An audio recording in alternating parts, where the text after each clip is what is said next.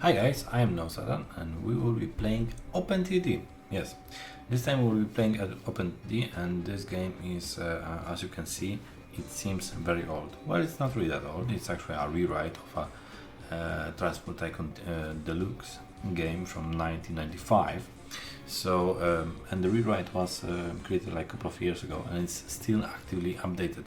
Actually, right now I'm playing the version 1.6.0, the Risk and 1, and it was released I think like a week or two ago, so it is actually still updated, so it's very nice. And well, we'll be playing a little bit different one, not the out of the box that you are getting after the installation. So no, we'll be actually playing a game with something that's called a cargo dist, if I'm not mistaken. And that basically means that the distribution of passengers, cargo, and so on, so will be more realistic. So that's the thing that we actually want.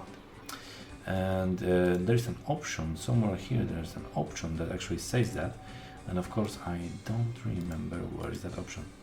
And maximum. Well, right now you guys can actually see what kind of options I will actually put here. So, for example, the train stations, I would like to have them bigger, mostly because it's nice to have them bigger, really.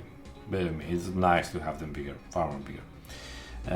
Same goes with like ships per company. I think we can actually go with 500. Same with aircrafts. That should be okay. Okay, so now we'll just need to actually get that distribution going on. Where's the distribution? Where's the distribution? Cargo distribution, there's this thing. And normally the distribution for the passengers, it's called manual, and that's the thing that's normally actually in the game. It's not really that nice, because basically that means that on the player's hands are all the decisions about how to push the cargo. So it's more like a board game rather than a simulation. And usually Tycoon games are more like a simulation than a board game. They have like this kind of mix of rules. Well, we'll be playing more simulation than a board game. So we'll actually set the distribution. That's very cool, but I don't know if it's actually okay. And we also have this thing, Crass UK tone names. I don't know really how to actually enable it. So, well, we'll see.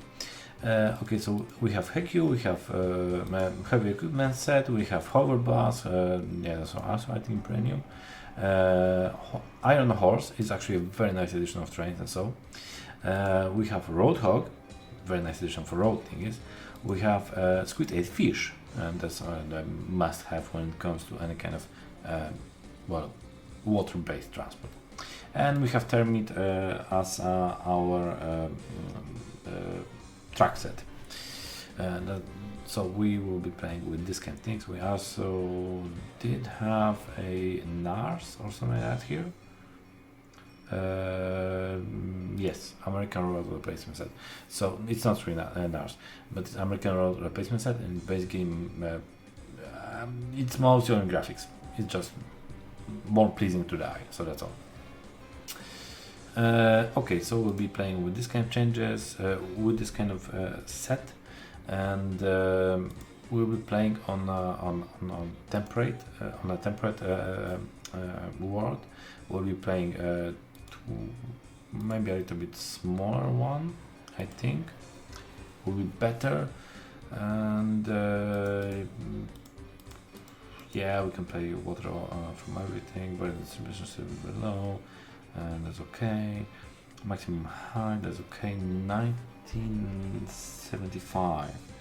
And that's the idea, because well, I don't really plan this series to be for next, I don't know, 1000 episodes.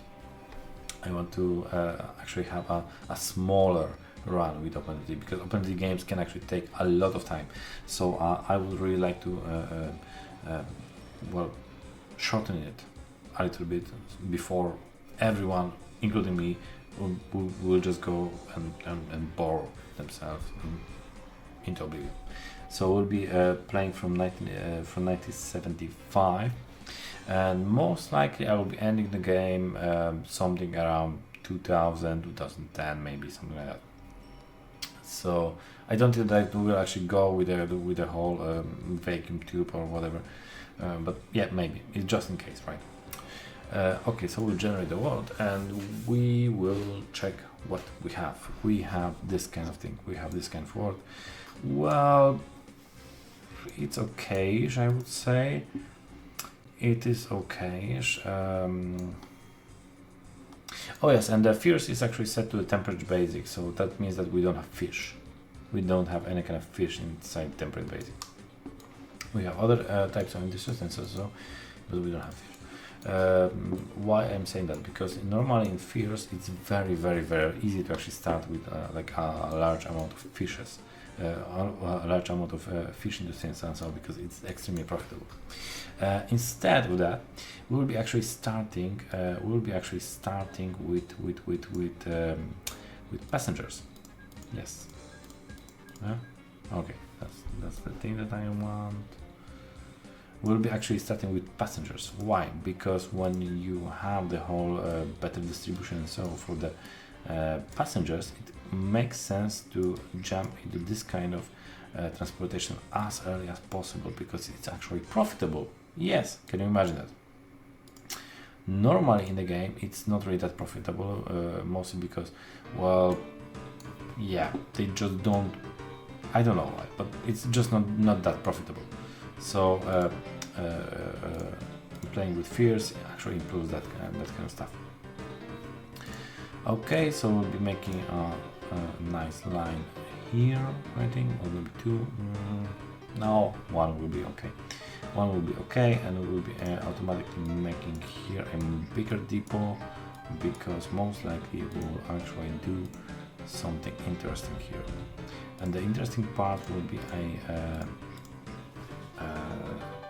something like a intercity bus.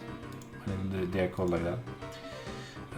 Okay, so we'll be doing those kind of things, and I do believe that I will actually go and make a tramway because trams are very efficient when it comes to transporting people inside a town.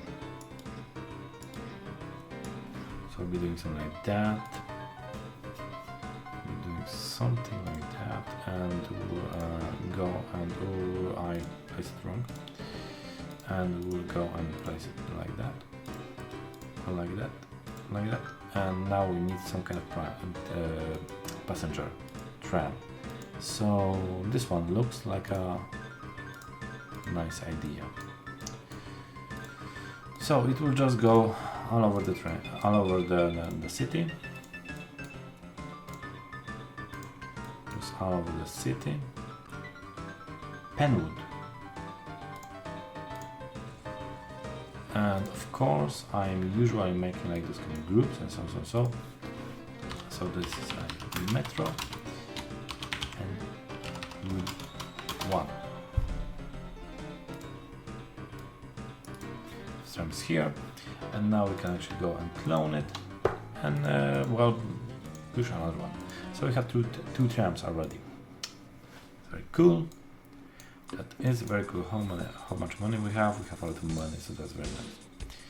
So now the better question is if we have a lot of cities here to connect, so that's very good. Now this city also will need to be connected, so we can start doing that by making some roads. That usually helps when you want to start connecting cities, and usually you want to actually go and reserve some roads. Why is that? Because the game doesn't really do that great job at generating roads that make sense for the player. So that's why as quick as possible we want to actually go and reserve some kind of roads, and then the city will just grow around them.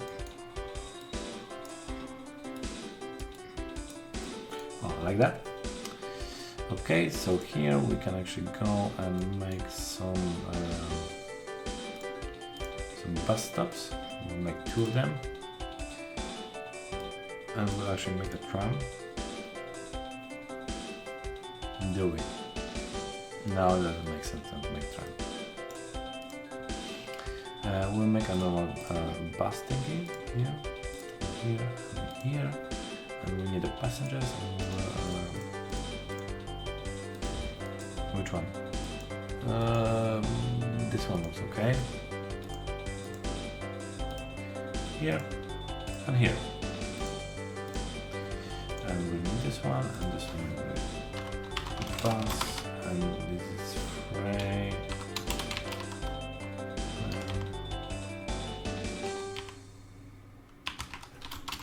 One. Okay. I think one bus should be just enough for now.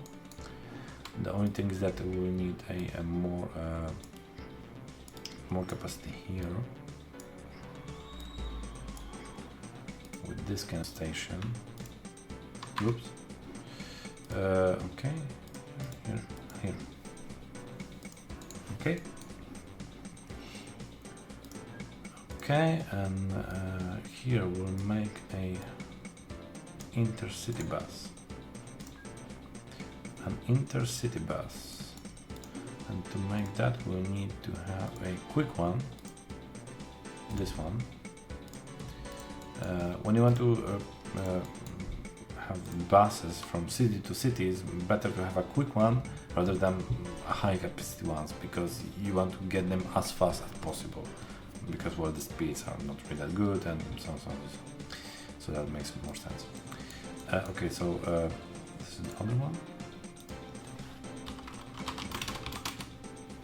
As the frame,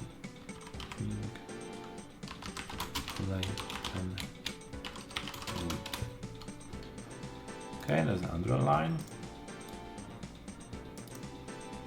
Most likely we need like I don't know, 2 or 3 of them. For now 2. Then we'll adjust that. Okay, so now I will show you guys why we really like to have the whole cargo this thingy. For me and here, okay.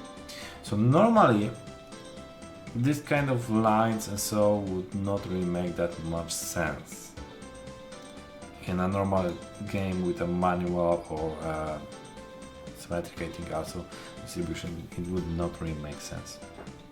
Why? Because we don't have any passengers, really. I'm quite disappointed. Okay, here is a good example. Or no, not really, because we are just taking care of the passengers way too quickly. Okay, but basically now passengers have destinations and they can actually go through multiple stations, multiple ways of communication to actually get to the destination. They will actually pay for those kind of roads, for those kind of communication. So that's very nice. The thing is that normally the player has all the deciding factor about how to push the cargo, passengers, or whatever he's actually transporting. So it doesn't really matter what would the passengers would like. It's just that it's basic A to B connections. They are all A to B connections. So, well, you can also do like the I don't drop the cargo and then something else will actually go and so. But this is basically manual management. Here, the manual management is very minimal because the cargo has the destination. So, if you can reach the destination from A to B through C or to D, it will go and load balanced. So basically, if the C is saturated, then it will try to reach the B through D. And so I don't know if I'm really good at explaining it. But right now, as you can see, we are actually having like this kind of station and this kind of station, and we'll have a quite amount of traffic here because we have only one connection from this city to this city. So basically, there are like 2 stops here that are aggregating passengers, and some of them will want to go to the other one, and some of them will actually want to go to the other city. And if they want, they have to go with our 2 buses and so on and so on. So they will be actually creating the money for us also. Okay, so what kind of industries we have here? We have here stockyard. Okay, that's cool. We have here steel mill, and we have here dairy farm. Okay, that's very nice. Do we have something else here? We have coal here, and coal mine is actually quite cool. And here we have also a coal mine. Well, that's very, very cool, because here we have a steel mill that actually accepts coal. Yeah, so that's very, very cool. And also here we have a scrapyard that actually produces scrapyard, and our steel mill also accepts scrap metal, so that's very nice. So we could make some kind of stuff with it. Okay, that's the other thing. Okay. Okay, so we will have to have some kind of, well, I could just make tracks, and that would be the easiest way to actually do. And I think I will actually, right now I'll actually do tracks here. So basically from this coal mine I will make tracks to this steel mill, and that will be the not tracks, yeah, tracks. Okay, so we need a road.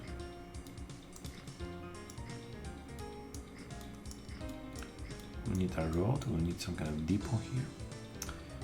So we'll start creating a depot infrastructure.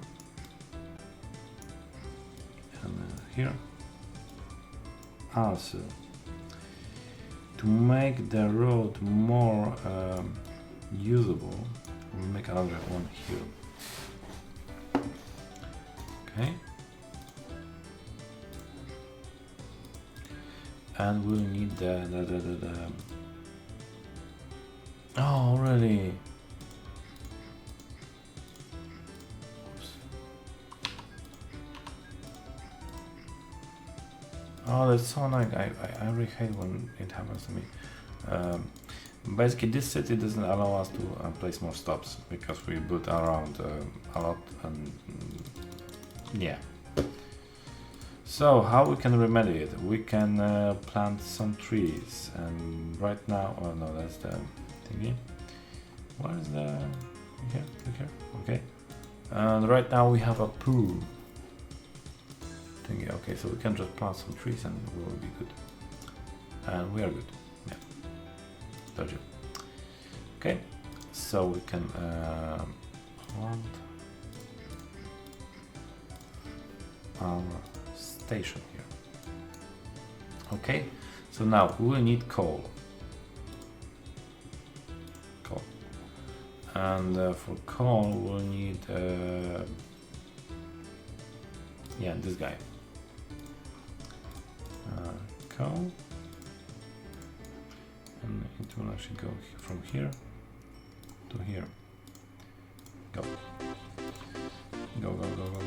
and that will be coal from what's it called? Penwood? Yeah, penwood. To like, that's our coal. And we cannot afford for another one. That would be very useful. That would be very useful indeed. Okay, that's the coal.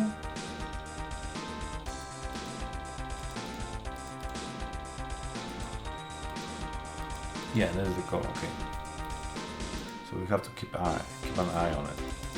Okay, I'll make a cut here, and yeah, we'll see each other in a bit. So, see ya. For passengers, mail, armored, and other class of cargo, for as asymmetric one.